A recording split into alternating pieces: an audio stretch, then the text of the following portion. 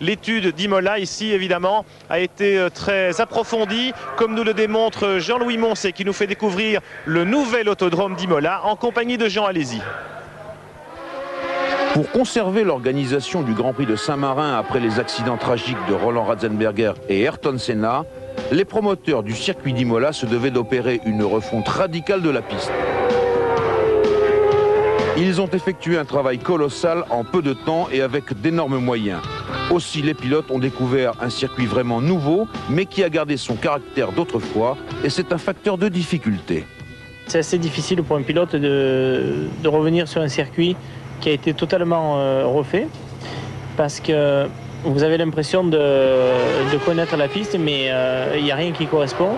Et à certains virages, parce que bon, il y a 2 ou 3 virages qui sont identiques, donc à certains virages vous dites ah, mais c'est Imola, je sais où je suis, et d'un coup hop il y a un virage nouveau, donc pour la concentration c'est très difficile. Voici donc le nouveau tracé de la piste avec 5 modifications principales et en rouge l'ancien tracé. La longueur du circuit est passée de 5 km et 40 mètres à 4 km 895. Et après les stands, voici le nouveau virage de Tamburello. C'est une chicane qui se passe en deuxième, mais progressive, c'est-à-dire l'entrée est 110 km/h plus ou moins, puis la sortie c'est entre 185 et 195 km/h. Donc c'est le genre de chicane assez agréable parce que bon, ça casse la vitesse, mais vous vous relancez au milieu. Après Tamburello, le freinage avant Tosa, qui a reçu le nom de chicane Gilles Villeneuve. La deuxième chicane, c'est exactement l'opposé, c'est-à-dire l'entrée c'est 240-250 km/h, elle se fait en 5e. Et au milieu, bon, vous freinez, vous mettez deux rapports en moins, c'est-à-dire la sortie est plus ou moins aux alentours de 140 km/h. Et là, vous arrivez sur la partie ancienne, c'est-à-dire Tosa, puis la remontée sur Piratelle. Et là, il n'y a rien qui a été modifié, mis à part l'asphalte qui est neuf. À mi-parcours, Acque Mineral, devenue l'une des difficultés majeures d'Imola, comme nous le prouve Rubens Barrichello. Remarquez au passage l'amélioration très nette de la sécurité de la piste. Là, il y avait une chicane qui se passait en deuxième et qui n'existe plus, qui a été remplacée par une courbe très rapide en 5e, mais avec un freinage tout de suite après pour un virage en seconde. Donc c'est une des parties les plus intéressantes maintenant du circuit. La grande courbe de Rivazza, qui était en accélération constante, a été scindée en 2 tronçons. Rivazza 1, ça n'a pas changé. Rivazza 2, c'est un tout petit peu plus fermé, mais c'est très similaire par rapport à l'an passé. Enfin, la chicane à l'entrée des stands a été reformatée. Elle avait valu l'an passé une belle frayeur à Barrichello. Avant, il y avait une chicane rapide, maintenant elle n'existe plus. C'est une droite quand même à fond. Et on arrive sur la chicane des stands en deuxième. Démonstration concrète par Jean Alési avec une caméra fixée dans le capot de la Ferrari.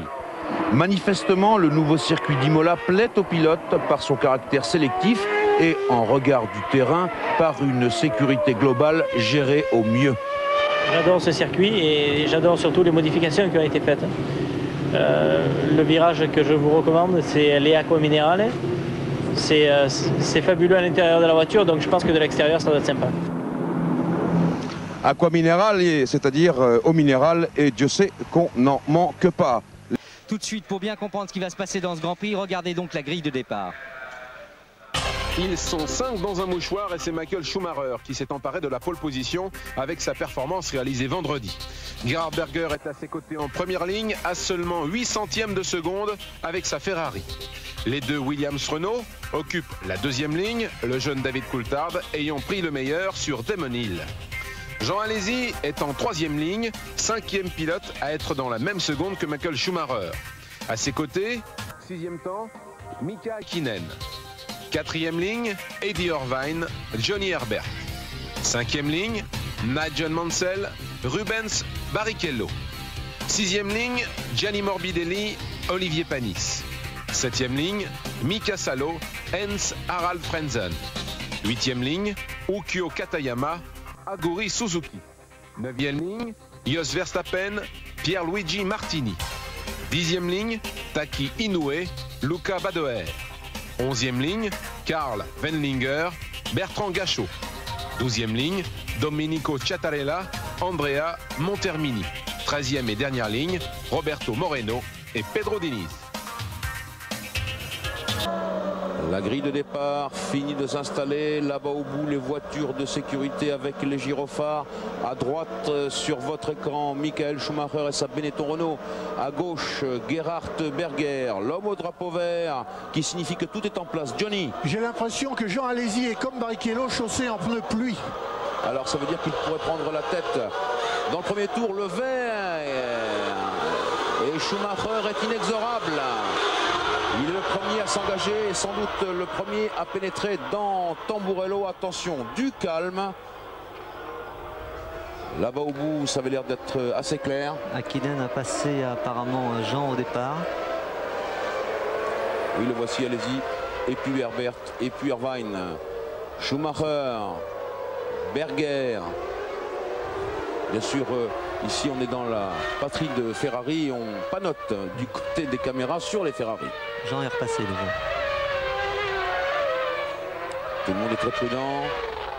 Bien sûr, on est en slick, donc l'adhérence est quand même, regardez, la piste il y a encore de l'eau. Tout à fait humide, pour ne pas dire plus.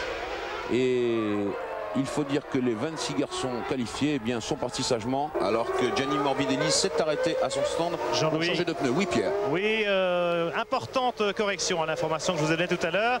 On a eu des petits problèmes techniques, vous l'avez vu tout à l'heure sur la fin de grille de départ. J'ai pas pu vraiment m'informer comme il se doit. Alors maintenant c'est fait et je vous rassure, les 5 premiers sur la grille sont bien chaussés de pneus pluie, de pneus à sculpture. Ce qui explique qu'effectivement il se soit élancé dans la meilleure condition.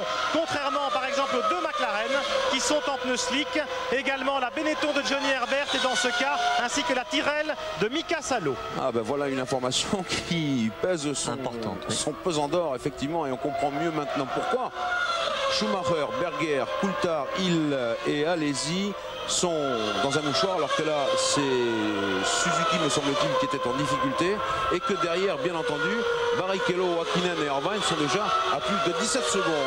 Les 5 ont été sages en ayant vu que peut-être Schumacher, Berger mettaient les pneus pluie. On met tous les pneus pluie comme ça, on est sûr de ne pas faire de bêtises. Image au ralenti, c'était chaud, très chaud. Et voilà pourquoi tout à l'heure on a vu Suzuki en tête à queue, alors que Martini lui a préféré emprunter le bas côté. Un retour à Imola dans le 5e des 63 tours de ce Grand Prix de Saint-Marin, avec, vous l'avez vu, pas mal d'émotions, avec Schumacher qui est passé et Gerhard Berger qui n'a pas réussi à passer cette Minardi. Voilà, c'est fait. Alors que ici nous nous demandons pourquoi Schumacher, Berger, Coulthard et Hill, et que Alesi lui était un peu moins fort en cadence, et que justement tout d'un coup il s'y met. Tiens, on va voir cette petite affaire entre Schumacher, Berger et ce retardataire. Regardez ce qui peut arriver. Eh bien oui, voilà, je prends la trajectoire sans regarder dans mon rétroviseur. Bravo cher ami. Oui, alors Pierre Van Vliet, vous êtes peut-être du côté de Ferrari. Alain Prost me disait que Jean Alesi avait peut-être choisi de partir avec un peu plus d'essence.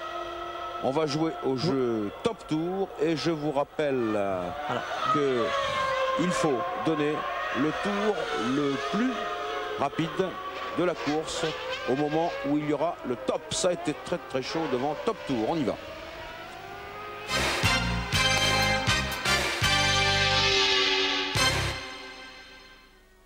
Alors, le tour le plus rapide, eh bien, ça c'était facile à jouer parce qu'il a changé de main en l'instant. D'une seconde et demie, 2 secondes plus vite que les 2 Williams et la Benetton. Et vu qu'il ne s'arrête pas tout de suite, Herbert, alors qu'on voit un tête à queue d'Herbert, vu qu'il ne s'arrête pas tout de suite, on risque de voir vraiment une Ferrari, si ce n'est pas celle de Jean, et bien ce sera celle de Berger en tête du Grand Prix, donc une très bonne tactique. Et une grande partie de stratégie en perspective qui s'ouvre maintenant, Alain. Oui, il y a une partie qu'on ne connaît pas, dont on parlait au début, c'est-à-dire avec quel réglage de suspension et d'aileron sont partis les pilotes. Là pour l'instant la piste est très très humide et très piégeuse. Allez-y au stand pour mettre les slicks. Si Coulthard s'arrête au prochain tour, le classement risque de devenir premier Berger, 2e Schumacher, 3e Hill, 4e Alesi. Mais actuellement, c'est Coulthard qui sur le terrain est en tête. Voilà une grosse sortie de route. Grosse sortie. C'est un Rivaz en bas de la C'est descente. Schumacher. Et c'est Schumacher. C'est Schumacher dans la nouvelle portion du circuit. Et on peut dire qu'il l'a... Non, c'est dans l'ancienne. C'est le gauche apparemment, le gauche de Piratella, si mes souvenirs sont bons. On y arrive. Ah, vous voyez, c'est au moment du freinage, c'est-à-dire avec les pneus secs, mais certainement pas encore assez chauds. Oui. Au moment du freinage, la voiture part vraiment certainement un choc assez violent. Oula, bah oui. Voilà. Il lui manque tout le côté droit. Oui, c'est Piratella. Regardez par cette regardez caméra. la voiture décolle un peu. Hein. Et tape dans les pneus. Eh bien, c'est un gros choc. Vu, voilà. Délesté, déséquilibré au freinage. Une fois dans le mur, un capot, elle retape, elle est renvoyée en bordure, les pneus, ouh là là là là là. Un choc extraordinaire. Beaucoup de chance, beaucoup de chance. Oui. Et pendant ce temps, David Coulthard est repassé par son stand pour chausser les pneus slick à son tour. Le 25e étant le japonais Inoue. Et voilà les dépassements des retardataires qui peuvent poser des problèmes et qui peuvent favoriser l'un ou l'autre dans cette bagarre à 3. Là actuellement, Démonil s'en est bien sorti et il a dépassé Gachot à l'entrée du virage Villeneuve, tandis que Coulthard, lui, a été extrêmement gêné. Ce dont profite Jean Alesi pour attaquer, mais sans succès. Et voilà qui passe à l'accélération, à la sortie du virage, pas l'accélération. Ah, c'est très chaud, monsieur le réalisateur, vous me l'avez manqué. Mais non, Coulthard a passé devant. Oui, c'est la Renault qui l'emporte sur la Ferrari. Oui, mais Coulthard a répliqué. 1:38-131 au tour. On sent qu'il est talonné, David Coulthard, par Jean Alesi. Et il vient de boucler le 14e tour en 1:38-131. C'est donc le meilleur tour en course et ça continue de plus belle. Oui, les difficultés qu'a Coulthard pour accélérer surtout. Et pourtant, Ferrari est beaucoup plus à l'aise. Et pourtant, normalement, le nouveau moteur Renault, enfin l'évolution du moteur Renault, le RS7 en version 1, était censé favoriser justement la souplesse d'utilisation sans nuire à la puissance. Oui, c'est un moteur qui est très souple, mais vous savez, dans ces conditions, le châssis est quand même, je dirais, presque plus important que tout le reste. Et si les réglages ont été modifiés pour une piste pluie, ça peut bien entendu influencer beaucoup en ce qui concerne la motricité notamment.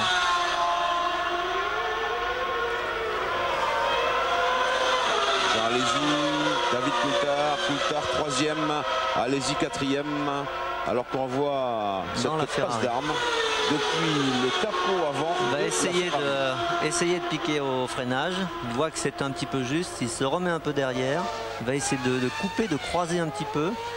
Coulthard sort un petit peu large, il se met à l'intérieur, mais malheureusement, comme il est à l'intérieur, il aura du mal à accélérer. Il va certainement faire patiner beaucoup les roues et Coulthard est mieux placé sur la trajectoire pour accélérer. Coulthard accélère et ça continue. Tiens, on revient aux images en direct. Dépassement des pilotes retardataires offre à ces deux garçons de quoi exprimer leur talent. Allez-y partout, dans tous les recoins. À travers de Coulthard, qui repart de tous les côtés, qui ne cède pas. On vit un premier quart de Grand Prix absolument formidable et ça continue.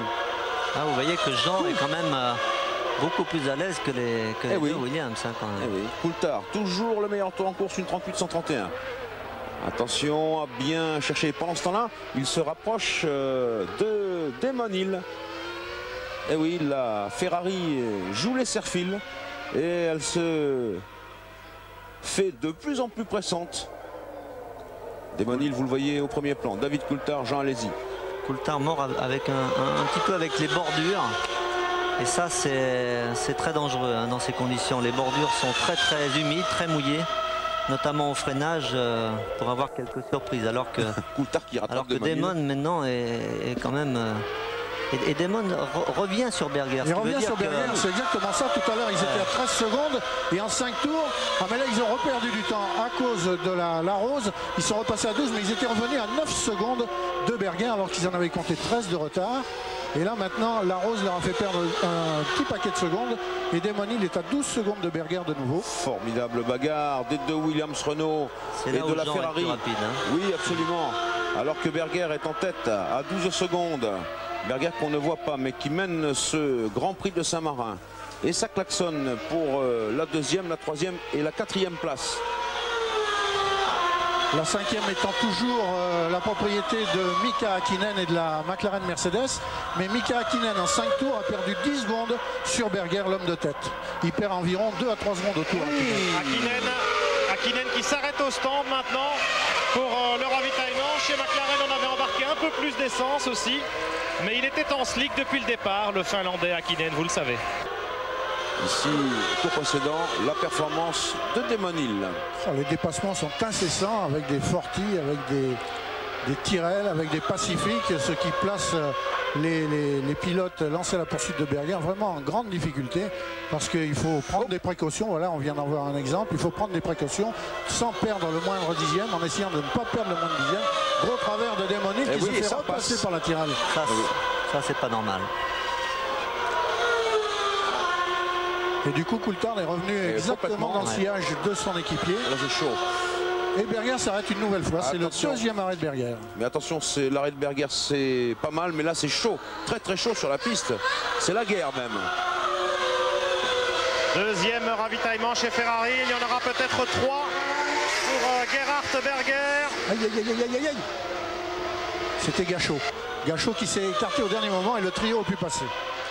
C'est quand même très symptomatique cette année. Les performances des voitures de tête sont vraiment très proches et c'est super pour le spectacle. Et ça s'allonge chez Ferrari pour Berger. Des difficultés, il a calé. Il était reparti pour 9 secondes et 2 dixièmes. Alors qu'il était en tête.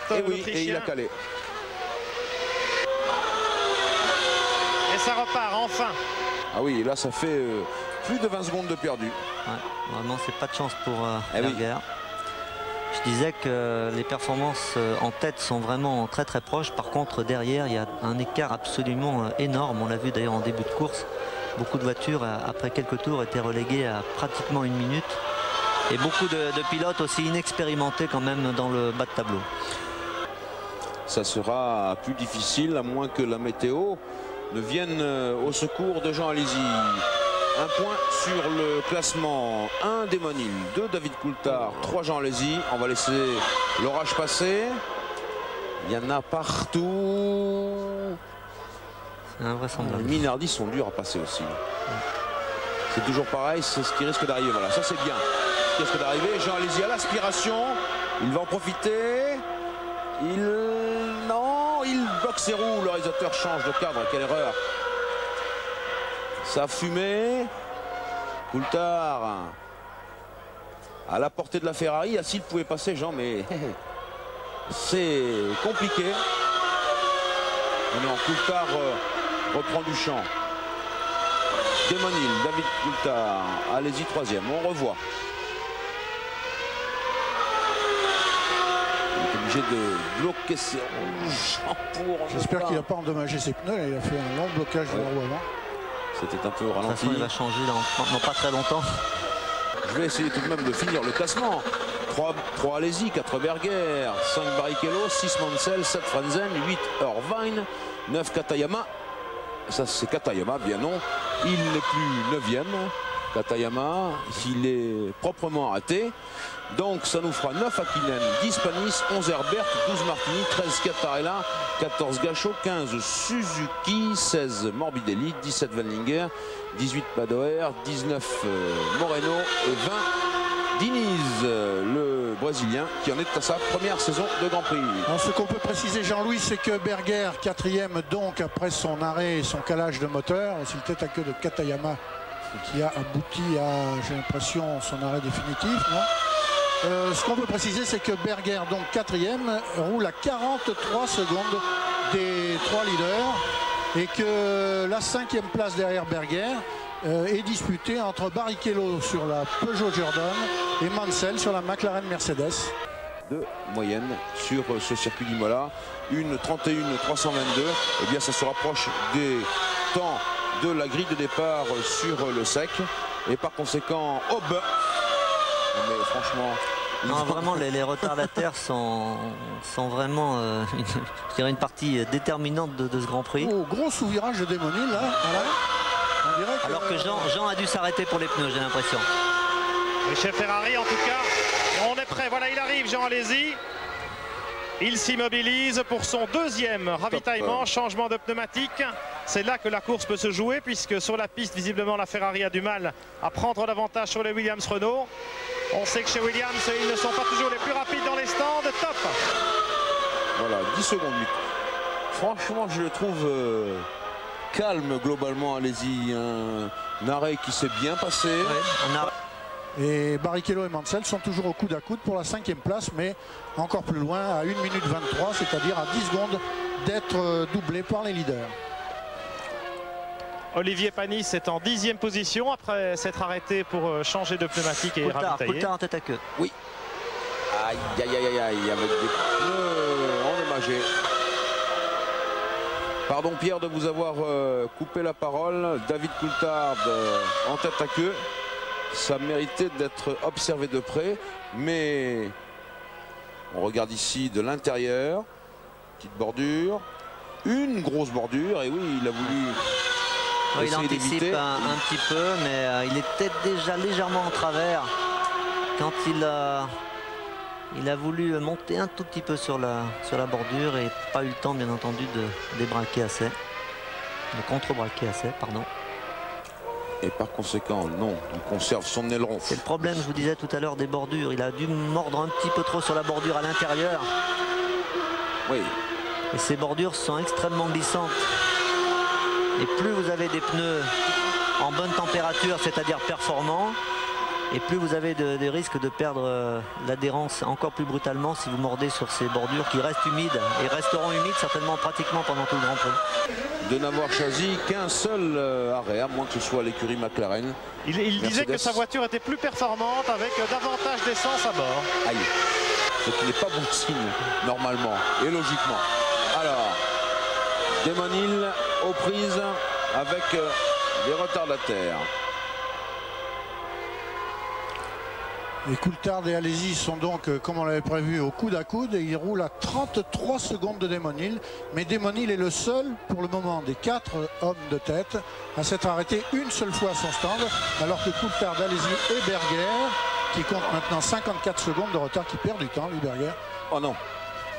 On est en train de vivre quelque chose d'assez incroyable, mais Damon pourrait justement sur ces manœuvres, non pas de sa faute bien entendu, mais les deux voitures qui se disputent une place devant lui, perdre peut-être sa première place. Il peut perdre facilement 3 ou 4 secondes sur un tour quand les pilotes devant lui ne le laissent pas passer. Là il s'agit de Barrichello qui défend sa 5e place avec plus d'opiniâtreté que Mansell tout à l'heure. Et il va perdre la 6e. Il va perdre du terrain. Et il s'arrête. Et oui, et il a raison. Et on l'attend chez Williams. Il aura perdu beaucoup de temps sur ce tour-là, malheureusement. Et il sera intéressant de voir au moment où Damon Hill repartira, où en seront David Coulthard et Alesi. On pourrait les retrouver roue dans roue tous les trois. On ravitaille, l'essence coule dans les réservoirs. Voilà, on arrête et on repart. Un arrêt très rapide. 9 secondes, c'est un bon arrêt.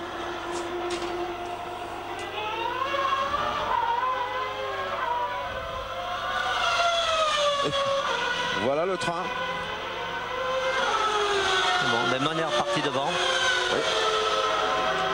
Tour à Imola dans le 35e des 63 tours de ce Grand Prix. Alors que vous avez vu David Coulthard ici encore en prise avec les retardataires et Jean Alesi qui essaye de passer de tous les côtés. Coulthard a touché Alesi et puis Alesi a maintenu sa Ferrari sur le cap. Mais ce que vous ne savez pas, eh bien, c'est que David Coulthard va devoir observer une pénalité arrêtée de 10 secondes et tout simplement parce qu'il a dépassé la vitesse de 80 km/h autorisée dans les stands. Et il faudrait justement qu'on puisse le signaler à Jean Alesi de façon à ce qu'il n'exagère pas. J'ai regardé son panneau, Jean-Louis, et le panneau ne mentionnait absolument pas Jean Alesi que Coulthard allait être pénalisé, mais peut-être n'ont-ils pas eu le temps chez Ferrari d'inscrire ce renseignement précieux. Parce que quand même Alain Coulthard il est un petit peu à la dérive là sur les trottoirs de tous les côtés. Oui, tout à l'heure à tête à queue. Depuis le début il est vraiment à la limite, on l'a vu. Et là certainement son stand doit lui parler par radio en lui disant de s'arrêter pour la pénalité, ce qui est absolument regardez. Bien entendu. Voilà. On voit qu'il se rabat un tout petit coup, heureusement, certainement sans trop de dommages pour la Ferrari. Plus impressionnant que... Il faut espérer, il pourrait crever un pneu sur un coup comme ça. Oui, on peut très bien avoir une petite fuite à la jante. C'est pas du tout impossible. Et Coulthard ne s'est pas encore arrêté. Jean est capable de revenir sur la Williams ou pas. Actuellement, il vient d'accomplir un tour à peu près équivalent à celui de Desmonil. Une 31,4 pour l'anglais, une 31,5 pour Alési. C'est du kiff-kiff. Alain Prost, soyons clairs, quand vous parlez des différences de performance, vous parlez des différences de performance des Forti avec les autres voitures. Elles ont concédé effectivement 4 et 5 tours de retard respectivement sur 37 tours de course. C'est vrai que c'est beaucoup et qu'il y a beaucoup à faire sur ces voitures. Mais il va sans dire que lors du prochain briefing, le compatriote de Pierre Van Vliet, Roland Brunserat, qui est le starter des Grands Prix et qui mène les briefings, eh bien, va certainement leur dire, écoutez messieurs, regardez dans vos rétroviseurs, n'est-ce pas Pierre Van Vliet? Oui, absolument, sans doute. Toujours est-il que là je suis chez Jordan avec une information malheureuse concernant Rubens Barrichello, le pilote brésilien qui vient d'être contraint à l'abandon. Il était bien placé, Barrichello, en 5e position en bataille avec Hakkinen en début de course, vous l'avez souligné, et malheureusement il semblerait que ce soit une défaillance de la boîte de vitesse qui soit à l'origine de l'abandon de la Jordan Peugeot du petit brésilien. Ce qui est déjà arrivé, si mes souvenirs sont exacts, au Grand Prix du Brésil. Et du coup, les McLaren sont toutes les deux dans les points. Mansell est 5e, Hakkinen est 6e, tandis que la seule Jordan Peugeot qui reste en course, Eddie Irvine, est à 2,5 secondes d'Hakkinen, c'est-à-dire en mesure, s'il en a les moyens physiques lui-même et techniques sa voiture, de lutter avec la McLaren Mercedes pour entrer dans les points. Ils sont très effrayants ces pilotes retardataires là tous ensemble. Effectivement, ils combattent pour leur propre territoire, mais un groupe compact comme celui-ci, eh bien ça va être dur aussi bien pour Desmonil que Jean Alési lorsqu'ils vont y parvenir. J'ai vu que le réalisateur nous donnait l'écart entre Wendlinger et Morbidelli. C'est très sympathique de sa part, mais enfin n'oublions pas qu'ils sont 16e et 17e, qui ferment la marche de la course, alors que devant, il y a une bagarre fantastique entre les Ferrari et les Williams-Renault. Mais enfin bon, acceptons de s'intéresser aussi au dernier. Et oui, justement, Morbidelli avec la Rosa Motorrad, qui est une voiture très intéressante, certes, mais vous savez, Morbidelli, c'est aussi un peu l'enfant du pays dans la région.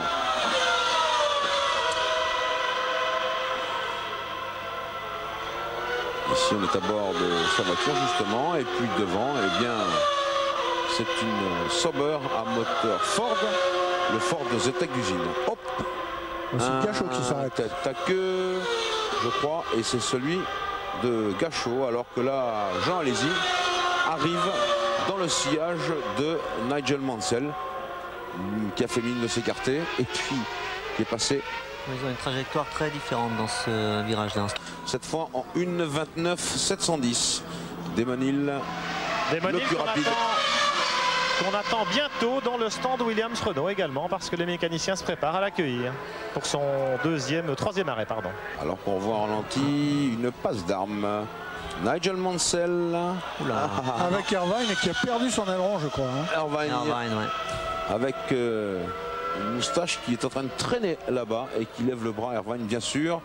Irvine, il était bien placé. Et oui, il était 6e. Il s'était intercalé entre les deux McLaren. Et là, est-ce qu'il va pouvoir revenir à son stand et faire changer lui aussi son aileron avant? On va suivre ça. Oui, c'est vraiment dommage pour Jordan et Peugeot qui n'ont pas vraiment eu un résultat depuis le début de l'année. On sent qu'ils ont une voiture qui est très très performante. C'est bizarre, alors que Nigel s'arrête. Je crois qu'il est endommagé, mais ils ont changé son aileron avant aussi. Et c'est bien dommage pour Irvine qui a fait un très beau début de saison, enfin très rapide. On l'a vu en deuxième ligne en Argentine. Mais 6 tours jusqu'au drapeau à damier. 6 tours pour Desmonil. Nous le disions, le leader incontesté de ce Grand Prix de Saint-Marin depuis que les conditions de piste sont redevenues normales. Oui, on peut dire qu'il y a eu pratiquement 3 phases dans ce Grand Prix. Une phase de départ avec une piste quand même très très mouillée, où là on peut dire que les 3 voitures de tête, les 3 marques différentes, aussi bien Williams, Benetton et Ferrari, faisaient à peu près jeu égal, avec une petite surprise, c'est-à-dire la performance de Jean qui était un peu en retrait.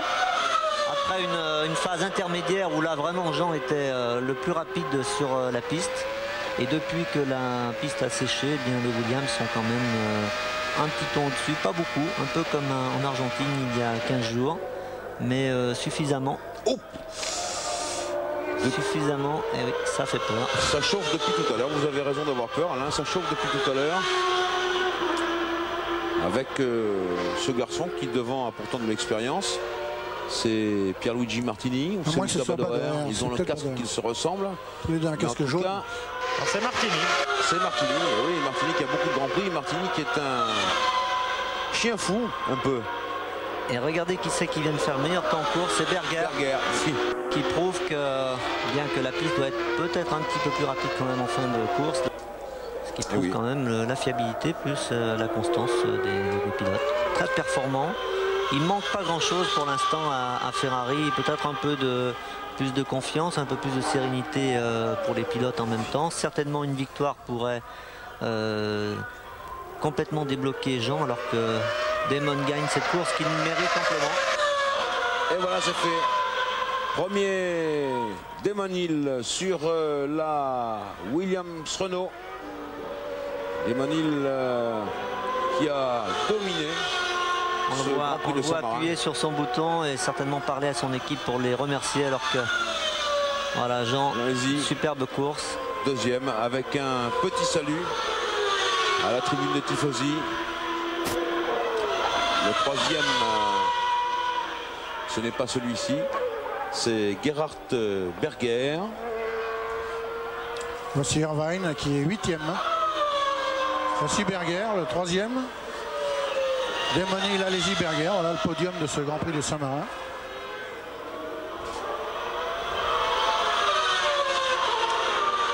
Coulthard 4e, Hakkinen 5e, Frentzen 6e. Dans quelques instants, la cérémonie du podium. À vous Paris.